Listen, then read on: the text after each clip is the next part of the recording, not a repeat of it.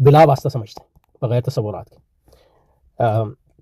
جیسے کہ میں کسی چیز کو پہلی بار دیکھا، اس کا کوئی تصور ہی مجھ میں نہ ہو، تو اس کو صرف دیکھتا ہوں، اس کو مطلب یہ ہے۔ لیکن ہیگل نے کہا کہ یہ تصورات جو ہے اور وجدان میں جو یہ فرق ہے، یہ دو ہی ہے، یہ بھی ہماری ایک کم نظری کا ثبوت ہے، اور حقیقت یہ ہے کہ یہ صرف زیریں سطح پر، فکر کی زیریں سطح پر تصورات اور وجدان جو ہیں الگ الگ نظر آتے ہیں، لیکن یہ کہ اگر آپ تجزیے کی اوپر کی سطح پہ جائیں تو پھر آپ دیکھیں گے کہ وجدان اور تصورات جو ہیں ایک ہی چیز کے دو رخ ان معنوں میں ہے کہ تصورات کے ذریعے آپ چیز کی حقیقت کو بلا واسطہ، یعنی آپ تصورات کا جب تجزیہ کرتے ہیں تو اس کے نتیجے میں آپ چیز کی حقیقت کو بلا واسطہ بھی دیکھ سکتے ہیں، اس کے خیال میں یہ۔ اور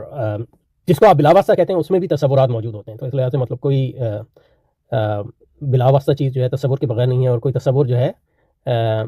بلا واسطہ فہم کے بغیر جو ہے اس کا وہ